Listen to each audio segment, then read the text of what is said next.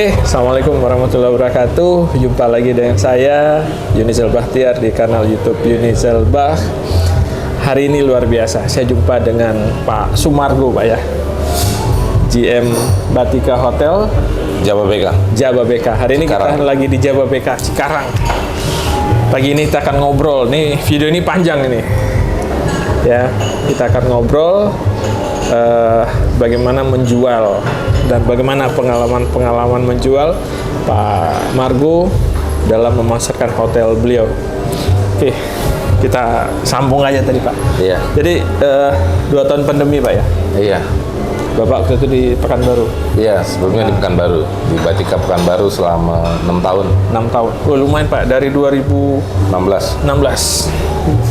Kita pandemi 2020. 2020 dan 2021. Usai pandemi Pak Margo masih di Pekanbaru? Masih sempat di Pekanbaru. Nah, ketika itu kan apa? Aktivitas dibatasi, bandara tutup. Gimana Pak bertahan waktu itu? Ya, kita namanya menjalankan bisnis ya. Iya. Dan bisnis ya, sebagai entrepreneur kita udah mindsetnya udah harus berubah. Iya. Nggak bisa lagi sebagai mindset pegawai. Iya. Kebetulan owner perusahaan kami juga sangat baik, jadi menyerahkan bisnisnya ke kita, dan kita sebagai tanggung jawab moral kita jalankan bisnis itu dengan sebaik mungkin dan tentu integritas, amanah itu harus kita jalankan. Dan ketika jalanin bisnis itu menghadapi pandemik itu suatu tantangan di mana kita harus belajar ya kan. Satu trending ya, masa trending yang luar biasa itu ya. Jarang-jarang kita mungkin tadinya smooth aja, Iya. ya kan, smooth aja, keadaan baik-baik saja, toto harus menghadapi pandemi yang cukup telak pukulannya ya. Banyak karyawan kami atau anggota tim kami itu harus harus kehilangan pekerjaannya. Padahal mereka tuh orang-orang hebat. Bagus ya. Baik, sebentar Pak. Itu kan pandemi sekitar bulan 3 kan Pak? Iya, masuk bulan 3 2020 ya. Iya. Batika dari bulan 1 ke bulan 3 gimana waktu itu? Oh, bagus. Bagus banget ya? Ya, bagus. Ya, optimis banget lah ya? Optimis. Capai target ya kan. Capai target. Tapi ketika masuk bulan April ya. Bulan April setelah melalui bulan Maret, April udah kita terpukul telak. Semua secara global. Supaya eksis Pak, apa yang dulu Pak Margo sempat buat di Pekanbaru? Ya, kalau kita tetap melihat peluang mana sih yang bakal di kala pandemi itu menjadi kebutuhan masyarakat ya. Kalau kayak pandemi itu kalau kita lihat kemarin itu kebutuhannya adalah kesehatan, makanan yang hygiene, produk yang bersih, terus tentunya juga lingkungan yang bersih, dan tentu juga secara keamanan bisa lebih baik, bisa dijamin gitu kalau datang ke tempat kita gitu kan. Atau kita sebutnya namanya CHSE, Clean Lines, Health, Safety, and Environment. Berarti ini bersih, sehat, aman, dan lingkungan yang sehat, bersih, dan aman betul. Ya. CHSE ya. Nah, waktu itu Batika dapat. Nah, kami ketika melihat itu kita cepat baca peluang dan kita lakukan perubahan karena memang kebutuhan masyarakat itu tuh. Nah, tentu kita langsung rubah, kita prioritaskan CHSE-nya, kebersihan, kesehatan, keamanan lingkungan kita itu sesuai dengan standar internasional. Oh, standarnya udah langsung standar internasional ya? Standar internasional WHO. Jadi kita rubah, terus kemudian ternyata dibaca oleh customer, ya kan, terus kemudian dibaca oleh pemerintah. Kemudian waktu itu pemerintah kota ada yang mau ikut kompetisi. Oh, lomba penanganan hotel di kala pandemi. Iya, itu masih 2020 Pak ya? 2020. Dan alhamdulillah kita waktu itu Batika bisa membawa Kota Pekanbaru menjadi juara 1 nasional. Luar biasa. Dan itu terbaca oleh masyarakat, terus kemudian lanjut lagi kita melihat peluang bahwa di akhir tahun biasanya kan corporate itu membuat budget ya, budget untuk karyawan. Biasanya perusahaan-perusahaan itu care sama perusahaan-perusahaan besar itu care sama karyawannya, dan tentu dibuatkan budget khusus untuk kesehatan karyawan. Nah ini ketika mereka buat budget di bulan-bulan September, Oktober, kita sudah harus bisa baca. Kita tangkap ini bahwa tahun depan ketika budget itu dimulai, kita harus bisa. Jadi waktu itu budget kesehatan terkait dengan penanganan OTG dan segala macam. OTG itu orang tanpa gejala, itu istilah pandemi ya, bagi yang belum tahu. Sehingga waktu itu setelah Batika punya sertifikat, nah masuk 2021 berarti perusahaan mulai ngalirkan tamunya lagi. Iya, ya, kebetulan tidak semua hotel memang tidak tidak semua hotel itu menerima tamu-tamu yang OTG. Biar manapun mereka kan manusia yang memerlukan perhatian dan perawatan khusus. Iya. Jadi kita juga membantu pemerintah dengan menerima mereka. Kita membantu pemerintah tidak terjadi lagi penyebaran COVID-19, membantu masyarakat dan mengurangi ini ya okupansi yang tinggi di rumah sakit ya. Iya. Karena waktu itu saya dengar juga untuk ruangan isolasi aja sampai ngantri. Betul. Jadi sebagian yang katakanlah kategorinya ringan, tidak perlu perawatan medis serius, betul, ditaruh di Batika. Ya, ditempatkan di kami, dan itu semua dalam penanganan supervisi dari corporate dan rumah sakit. Kami menyediakan tempat kamar untuk mereka isolasi mandiri. Isolasi mandiri kita supply makanannya yang bersih, sehat, yang bergizi. Terus kita juga menyediakan kamar yang bersih, dan tentu ditangani oleh tim housekeeping yang benar-benar sudah teruji. Dan kami juga bekerja sama dengan rumah sakit dan corporate untuk tetap memantau kondisi kesehatan karyawan ini yang isolasi mandiri di tempat kami. Kamar dokter tersedia. Memang kita siapkan 2 kamar dokter untuk mereka gitu. Jadi benar-benar kita care tamu-tamu kami, walaupun mereka sedang mengalami OTG ya, terpapar COVID, tapi dari kepedulian itu tamu-tamu kami jadi cepat sembuh, cepat sehat karena dirawat dengan baik ya. Iya. Jadi seolah-olah Pak Margo menyulap Batika jadi quote-unquote jadi rumah sakit dengan level tertentu ya, level penyakit tertentu ya. Ya waktu itu okupansi bagus, jadi bagus. Bagus. Jadi kita lihat opportunity ini, peluang ini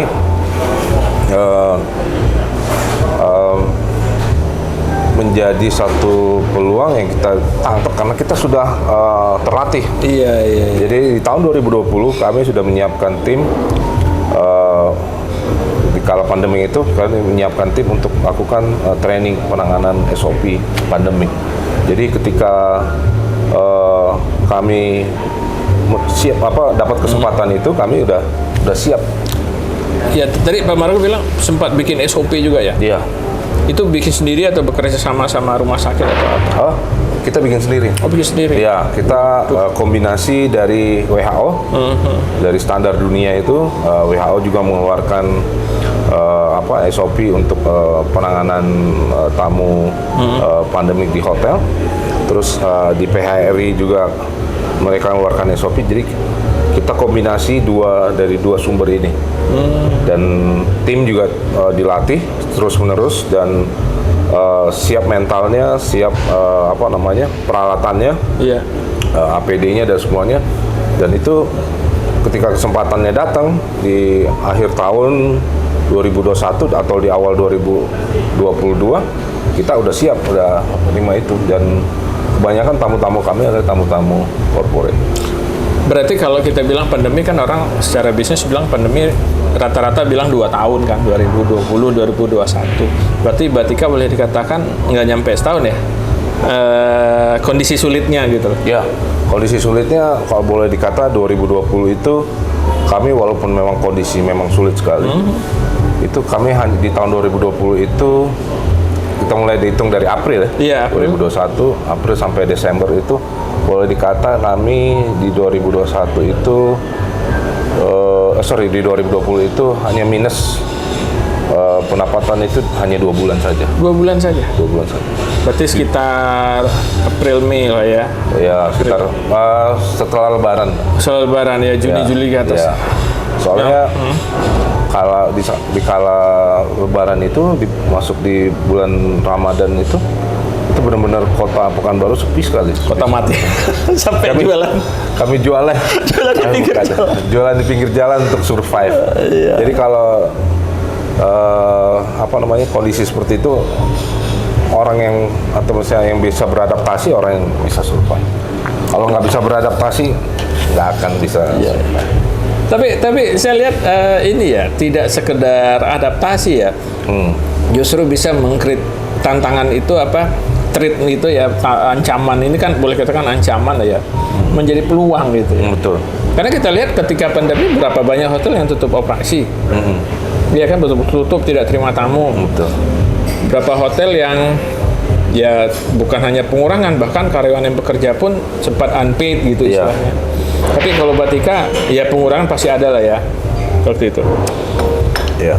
Tapi kalau soal salary segala macam aman. Ya, alhamdulillah kita karyawan Batika tuh semua tetap digaji full. Tetap digaji full. Tetap digaji full. Nggak ada 50%, 60%. Nggak ada. Luar biasa. Alhamdulillah. Ya itu karena kita saya sampaikan ke tim kita harus melihat peluang. Jadi jangan takut. Takut wajar sebagai manusia ya. Iya. Tapi perlu kita sekali-sekali ngambil resiko. Iya. Betul. Resiko yang terbesar dalam hidup kan nggak ngambil resiko, Pak. Betul. Resiko terbesar dalam hidup adalah tidak. Ya, makanya kita coba lihat resiko itu kira-kira di mana yang bisa kita masuk. Iya.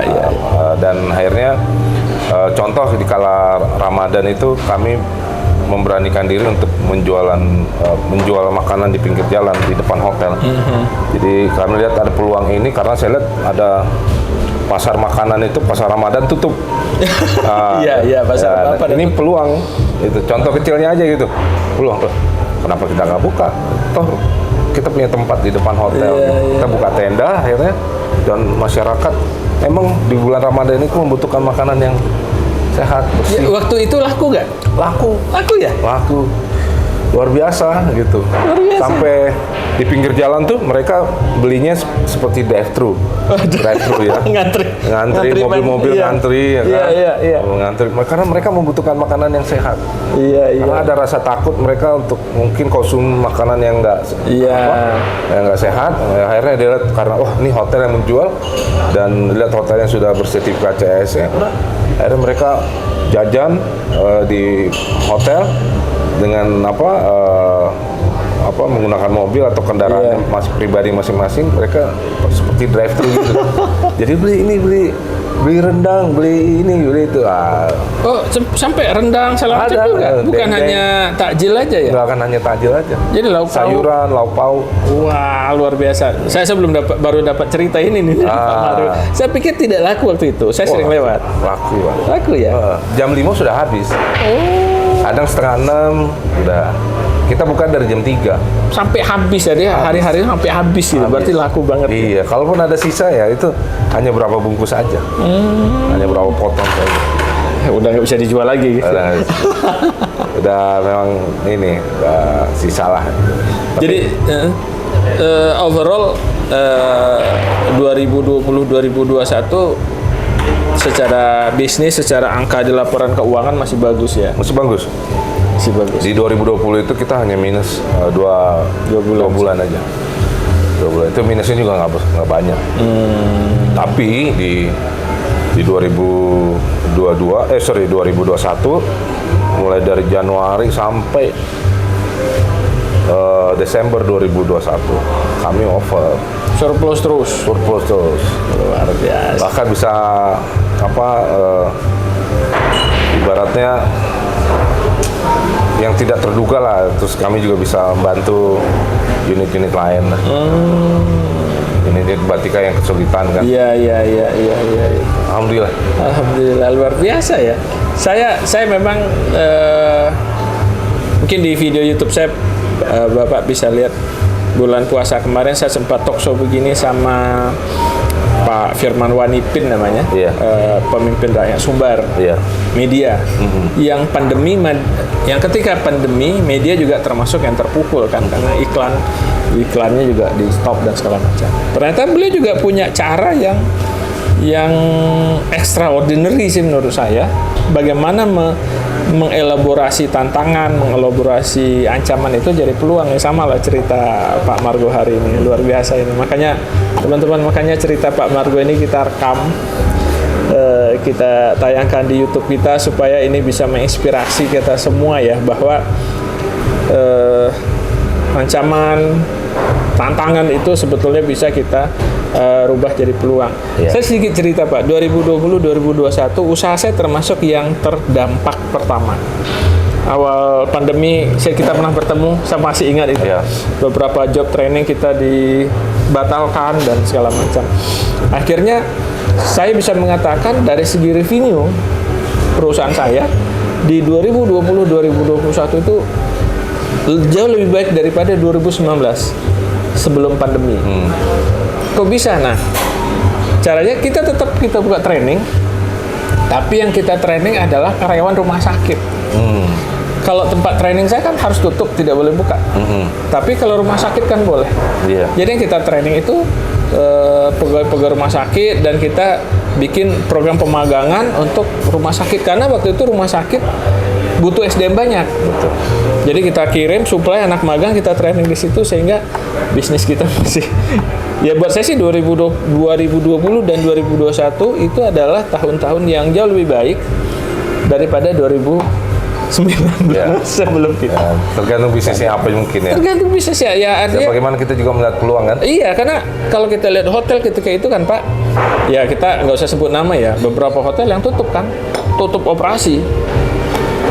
Dan ternyata ketika sebuah hotel itu tutup operasi, membukanya itu setengah mati lagi kan. Seperti membuka baru. Seperti membuka baru ya. Iya, lebih besar biayanya. Makanya kita bertahan saja kemarin, tapi melihat peluang-peluang yang ada. Memang kita harus kehilangan beberapa karyawan atau anggota tim yang bakat, yang hebat-hebat ya. Memang berat awalnya, tapi setelah kita sampaikan bahwa nanti kalau memang keadaan baik, kita akan welcome lagi. Ini bukan karena mereka, tapi karena memang kondisinya. Iya. Ada yang balik karyawannya? Ada. Wah, ada yang balik. Ada, saya ambil lagi. Wah, luar biasa. Karena ada yang memang mereka juga harus bertahan kan, harus survive. Akhirnya mereka harus berdagang atau berusaha ya mereka udah nggak bisa join lagi karena mereka udah punya usaha sendiri. Oke. Nah, ada yang lagi benar-benar belum Pak, udah gabung lagi aja. Nah, ada beberapa orang sudah gabung. Berapa bulan lamanya mereka off itu Pak? Sudah 3-4 bulan. 3-4 bulan saja, besok balik lagi. Balik lagi. Artinya perusahaan sudah bisa lah menggaji mereka kembali. Karena kita bisa nangkep peluang itu gitu. Jadi kita lihat kesempatan ini dan kita jadikan kesempatan ini ya value ya. Value untuk kita tingkatkan value kita gitu, supaya mereka customer ini mau stay di kita. Saya tertarik Pak, kita bicara masa pandemi ya 2020-2021 yang semua orang pasti bicara tantangan, tapi Pak Margonya bilang peluang kesempatan. Jadi tetap saja 2020-2021 tetap ada peluang, ada kesempatan ya. Luar biasa. Jadi kita lihat itu di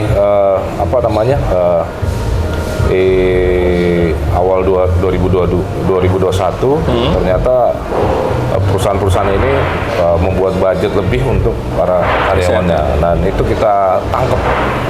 Dan tidak semua hotel siap gitu. Dan tidak semua hotel menangkap peluang itu sehingga mereka tidak mempersiapkan dirinya. Betul.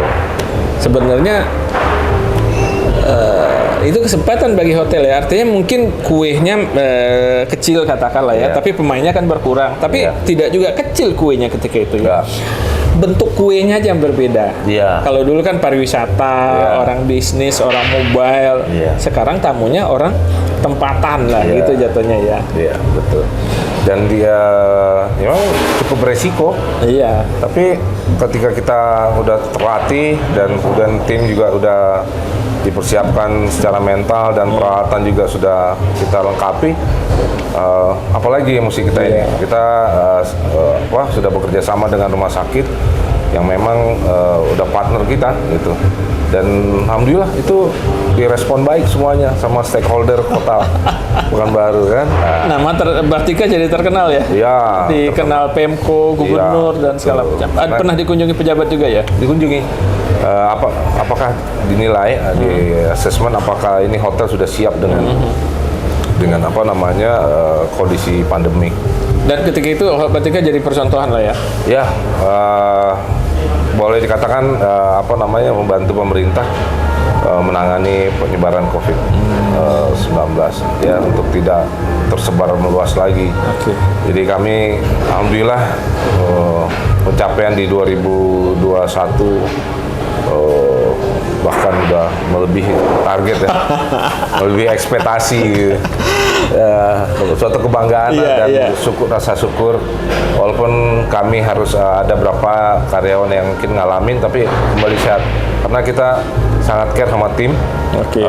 Terus kemudian supply vitamin, makanan itu juga kita peduli banget. Ya, tetap pada risiko lah ya. Ada risiko. Tapi risiko paling besar adalah tidak mengambil risiko. Iya. Oke, Pak, ini terakhir untuk sesi penutup, boleh pesan-pesan buat teman-teman pebisnis kita yang ketika menghadapi kesulitan, tantangan yang tidak dari internal kita ya, apa ya harus dilakukan? Kayak kalau tadi kan ceritanya kesulitan bukan dari kita mismanagement segala macam kan, tapi memang kondisi di luar ternyata bisa disiasati. Apa pesannya Pak buat teman-teman pebisnis Pak? Iya, kita harus pahami betul risiko ini. Untuk resiko kan kita ada dari internal dan eksternal. Jadi ada pengolahan manajemen risiko yang benar-benar kita buat sebaik mungkin gitu. Jadi tim juga harus diedukasi bahwa risiko itu ada dari internal dan eksternal. Dari internal seperti apa, dari eksternal seperti apa. Jadi mereka dapat gambaran bagaimana penanganannya ketika dari internal dan eksternal. Terus kemudian nggak perlu ditakutin risiko itu ya. Bahwa rasa takut itu wajar, manusiawi. Ya. Tapi bagaimana kita harus siap menangani risiko yang terburuk ini, mempersiapkan segala terburuknya dengan itu, membuat manajemen risiko dengan sebaik mungkin. Jadi kita udah terlatih, udah siap. Ketika harus mengalami itu, kita setidaknya tidak terlalu terpukul ya. Terpukul dalam menangani itu. Jadi manajemen itu penting dalam pengelolaan suatu usaha. Dan pesan saya mungkin dari untuk teman-teman para pengusaha atau entrepreneur lainnya, tidak perlu takut lagi dalam menjalankan bisnis. Ayo, udah saatnya kita maju, kita bergerak cepat, gercep ibaratnya gitu. Dan kita harus lincah, agile ya kan.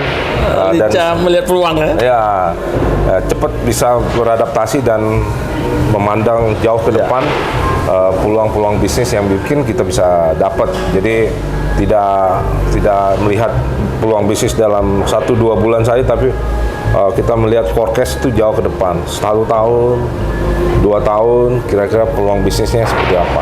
Itu yang coba kita tangkap dan kita baca untuk bisnis kita. Jadi nggak hanya terpaku pada day to day bisnis gitu, hari demi hari bisnis ya kan.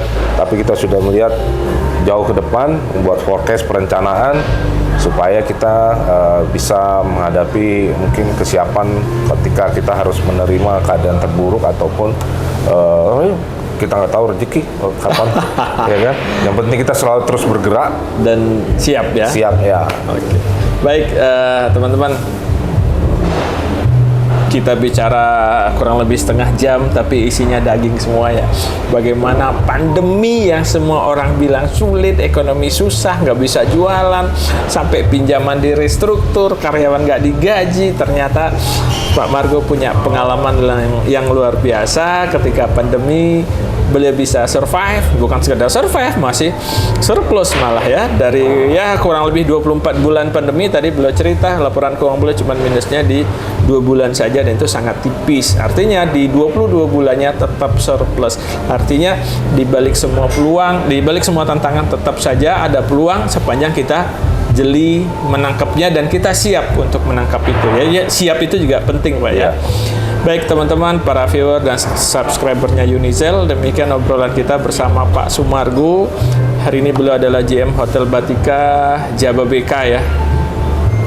Kotanya apa nih Pak, Jababeka nih Pak? Kabupaten Bekasi. Kabupaten Bekasi. Cikarang, Kabupaten Bekasi. Oke, Batika Hotel Jababeka, Kota Cikarang, Kabupaten Bekasi.